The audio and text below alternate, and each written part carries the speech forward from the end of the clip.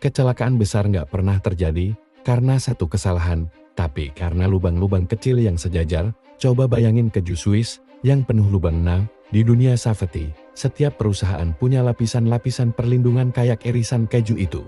Ada prosedur keselamatan, ada training karyawan, ada desain alat yang aman, ada pengawasan, ada budaya organisasi. Setiap lapisan itu melindungi dari kecelakaan, tapi setiap lapisan juga punya lubang kelemahan yang nggak bisa dihindari. Masalahnya, lubang di setiap lapisan itu dinamis, dia bisa bergeser, berubah, dan kadang tanpa kita sadari semua lubang dari semua lapisan lagi sejajar di titik yang sama. Nah, pas itu terjadi, cahaya bahaya tembus, dan kecelakaan pun terjadi. Ini yang disebut Swiss Chase Model.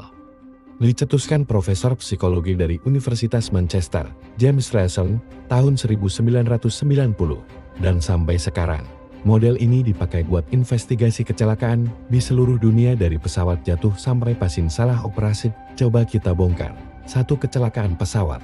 Misalnya, kalau lo baca laporan investigasinya, lo bakal nemu bukan cuma satu penyebab, tapi rentetan. Pilot kelelahan karena shift panjang. Tapi kok bisa shift panjang?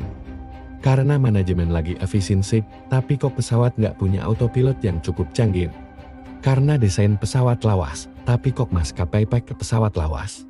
Karena strategi bisnis. Nah, semua lapisan itu punya lubang.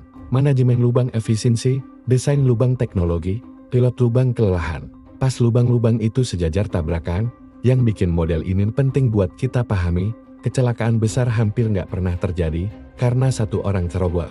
Kalau lo masih nulis human error di laporan investigasi, lo belum paham Swiss Chase. Karena human error itu cuma lubang di lapisan terbawah. Di atasnya masih ada banyak lapisan desain sistem, kebijakan perusahaan, regulasi pemerintah, yang lubangnya mungkin lagi sejajar. Nah, pertanyaan buat kita yang ngurusin sistem, gimana caranya biar lubang-lubang ini nggak gampang sejajar? Pertama, desain redundansi, jangan cuma punya satu lapisan andalan. Semakin banyak lapisan, semakin kecil kemungkinan semua lubang sejajar. Kedua, buat lapisan yang beragam jenisnya. Kalau semua lapisan berupa prosedur tertulis, ya lubangnya mirip-mirip orang males baca. Mengkombinasikan, prosedur tambah engineering control tambah budaya tambah pengawasan. Ketiga, pantau pergerakan lubang. SFATY observation, audit, inspeksi itu cara kita lihat, apakah lubang-lubang mulai bergeser ke arah yang sama. Intinya, Swiss Chase Model ngajarin kita buat berhenti nyalahin orang. Karena di balik setiap human error, selalu ada sistem yang mendesain dia buat bisa error. Kecelakaan itu kayak cahaya yang berhasil tembus, karena kita gagal ngejaga supaya lubang-lubang gak sejajar. Nah, gue balik tanya, di tempat lo, lapisan keju apa aja yang udah dipasang? Dan yang paling penting, lo udah pernah ngecek belum, apakah lubang-lubangnya mulai sejajar?